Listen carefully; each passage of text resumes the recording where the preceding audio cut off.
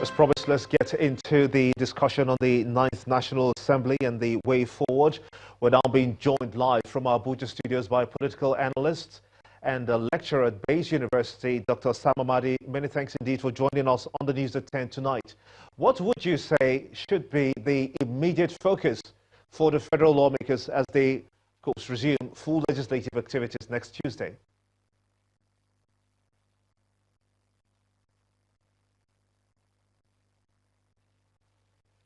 Can you hear me, Dr. Amadi?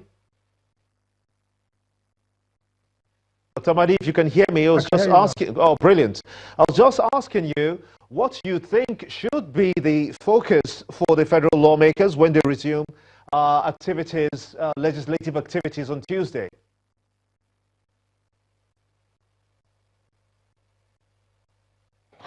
Well, I think clearly, if they sort out the issues, they now need to focus on deciding. I think at this stage they should decide first and foremost what's the priority to deal with, and elective agenda should tie in with a strategic executive agenda. And looking at Nigeria today, I think the most important thing will be security. The next thing will be, of course, inclusive growth, poverty issue, which of course Mr. President has identified. And perhaps the third issue will now be trying to foster national unity. But the most important work for the National Assembly will be looking back at what happened in the last Senate and the last National Assembly. We discovered that they were good in some areas and didn't do well. Let's, for example, issues around President vetoing of bill. Some of those reasons given for vetoing these bills are cogent. Perhaps, for example, special interests had a lot of leeway in the previous National Assembly in terms of having laws that are didn't measure to rigor, and in some cases could create problems for government in terms of spending. You know, there were no serious cost-benefit analysis. So we expect the new National Assembly to be more rigorous, to do impact assessment of bills, to engage in lawmaking in a different style that starts first with a research report that tells you all the dimensions of social and economic cost and the impact of proposed bills. That will help to stem the level of presidential dissent to those bills. The second issue is that, look, we didn't see rigorous oversight, and so we would like to see the National Assembly develop the infrastructure, the bureaucracy. The Senate President and the Speaker have unleashed their agenda, and they sound nice. But a legislator's strength is in the bureaucracy, in the staffers, in the special assistants. So we want to see some degree of guidelines, some degree of framework that will guide National Assembly in stocking, building capacity to help senators, honorable members do much more result-oriented oversight and deal with laws that perhaps benefit from more rigor. Okay, if I may chip in, my apologies, Dr. Sam. If I may come in here, many have been advocating more reforms in the electoral system, if you do remember, dating back months before the elections, to avoid a repeat of some anomalies that were recorded during the last general elections 2019. What aspect of that electoral act do you think should be prioritized by the lawmakers in this regard? Absolutely. I think three issues are critical. If you look at electoral management bodies across the world, the movement now is towards what we call stakeholder electoral management bodies. What that means is that they should change first appointing process. The Ways report focused a lot on getting NJC or the statutory institutions to contribute and do merit-based recruitment. It's difficult to have an independent electoral body in contentious politics like we have in Africa and Nigeria particularly. I expect a high level of independence. So building up to 2023, the focus should be to look back at the appointing process of INEC composition. I would suggest, for example, ruling party to have membership, some opposition party, maybe the best two should have membership, NJC, Civil Service Commission, NBA, Human Rights Commission. That's the example in South Africa, in other countries. That's one area. The second area they should look at is areas around electoral transmission. Part of the unsigned bill talks about data transmission. We should now move to data voting and data counting to take away all these issues. That will help even the judicial cases, so many cases in court, because of disputes around number, disputes around manual counting, and issues around from voting to collection to announcing results. Those processes need to be much more transparent, and you get more from a digital platform.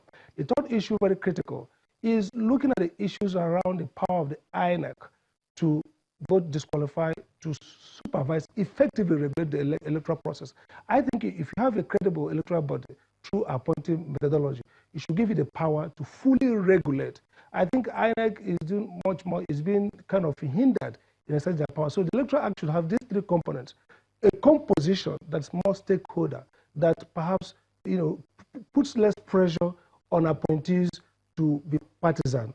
Secondly, a process of voting and counting and announcement that's more transparent, and at the level of every ward, wherever you vote, polling unit, you have results, and those results can be bankable and can be used. So we don't go through even the process of giving electoral certificate of return. Doesn't make sense. Okay, Dr. Amadi, just before I let you go, because we're trying to wrap this up, the discussion has been centered on it's the same APC at the executive, also at the legislative arm, and this may just be a smooth sail. But do you foresee any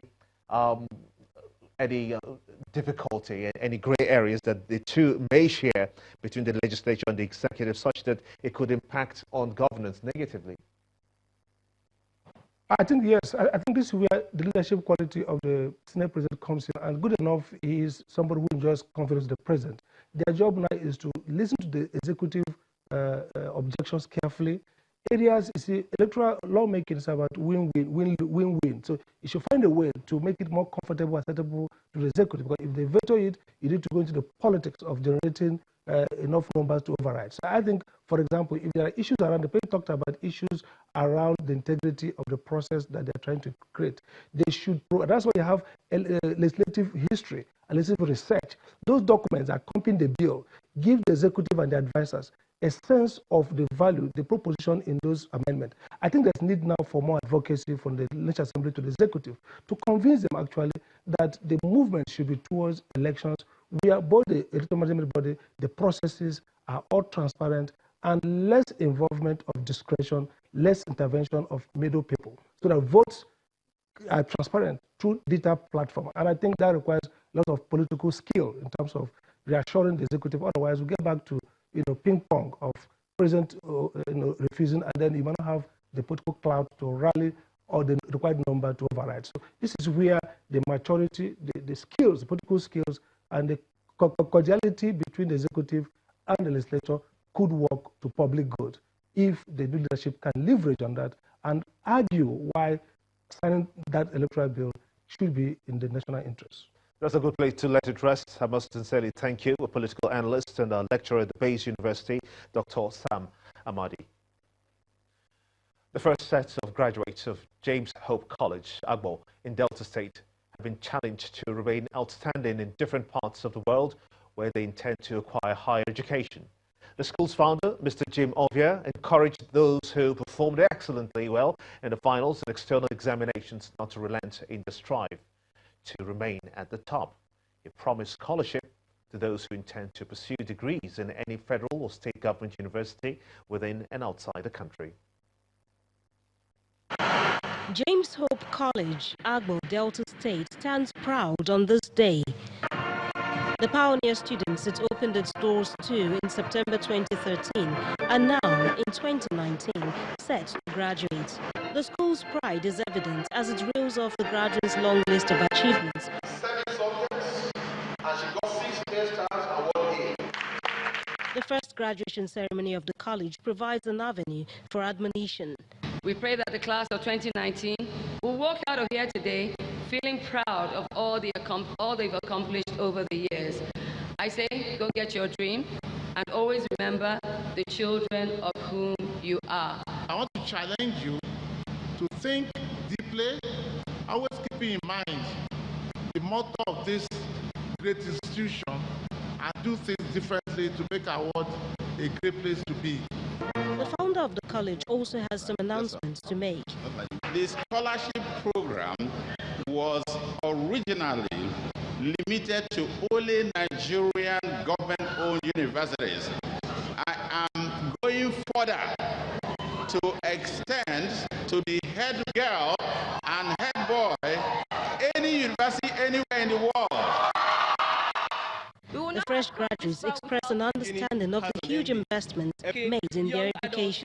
As we go into the world, let us distinguish ourselves from the masses, stand out in greatness. As we are inspired, let us also inspire those around us. It has really reflected that James Hope College is indeed a home of knowledge, built in character and founded on truth. Mr. Jimovia finds it all fulfilling, just as the school's principal acknowledges the founders' immense contributions.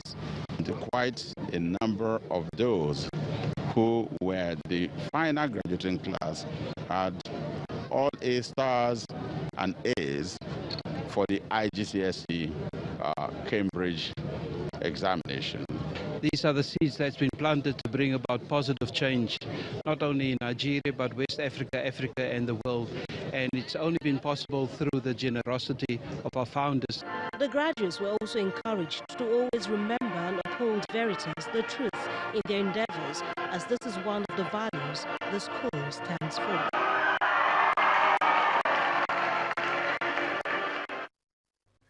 Impressive indeed. You're watching the news at 10 on Channels Television, reaching you live from Lagos. Let's quickly shift our gears now to business news with BC Adebayo.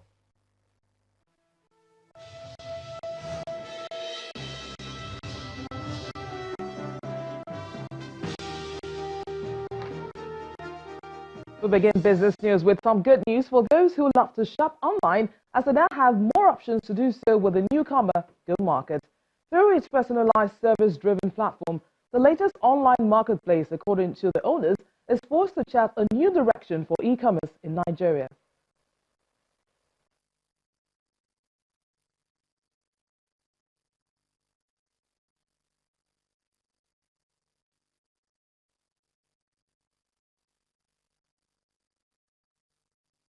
Simply put, e-commerce is just the process of buying and selling by electronic means such as mobile applications and the internet. The digital market offers numerous advantages to both the seller and the buyer, including relieving the buyer the stress of spending hours in the open market. We are Go Market. With Go Market, the founders of the online marketplace are offering prospective customers a new shopping experience wrapped in a bundle of care. For us, for Go Market, it doesn't end at delivering at your doorstep. We want to come into your home, we want to look at the space, we want to advise you on how to install it, we want to install it for you. So we want to also be able to enforce the warranties that these units come with on your behalf. This kind of service is tied to every product and category in Go Market.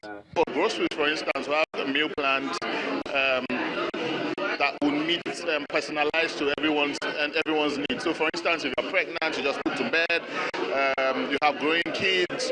You could tell us what your preference is and what you want the meal plan to be: cancer management, prevention, diabetic. And we have professional nutritionists who would develop a meal plan for you. It's typically what we used to have back in the day, where you have your schedule, breakfast, lunch, dinner, akara, whatever it is. But this time we'll design it and we'll put it up in a way that brings purpose to why you are shopping. So we want to give purpose to the way you shop and how you shop. The management of the company is also promising quality and efficient service delivery.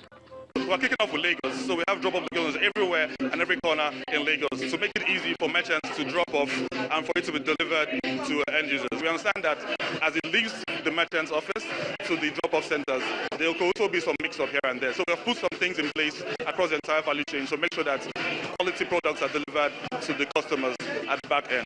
Because at the end of the day, the service is what gives meaning and product and purpose to the products. The founders of Go Market hope to see the online platform having a commanding lead in the e-commerce space in Nigeria and beyond. Where are your shopping experience wrapped in a bundle of care? Despite recording consecutive rebounds in the last two trading sessions this week, the domestic stock market ends the month of June, the second quarter and the first half of the year in the red. This comes as heavy profit-taking almost dominated the month, pushing the month-to-date losses at 4.25%, representing over 480 billion naira depreciation in the market's total value and year-to-date performance at minus 5.34%. However, the market gained around 215 billion naira in only 4 positive sessions within the month, while investors are setting their positions for second quarter and half-year earnings set to hit the Nigerian Stock Exchange starting from July. Meanwhile, the fourth trading week of June at the NSE ends 0.39% positive after price rebound driven by bargain hunting for blue-chip stocks in 2 sessions outweighed sell-offs in the 3 sessions. Similarly, all key stock sub-indexes finished higher, except the insurance and industrial goods counter, which fell by 0.04% and 1.51% accordingly on profit taken by investors, with a total of 1.77 billion shares worth 28.03 billion naira traded in 18,660 transactions. The shares of Zenith, GT Bank and Wema Bank were the 3 most actively patronized stocks within the week. And that's it on business news. It's back to you, Gimba.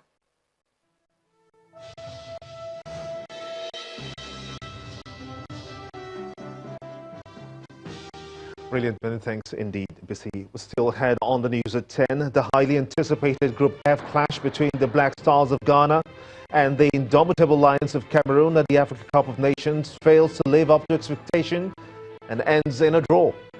That's the sports news. Stay with us.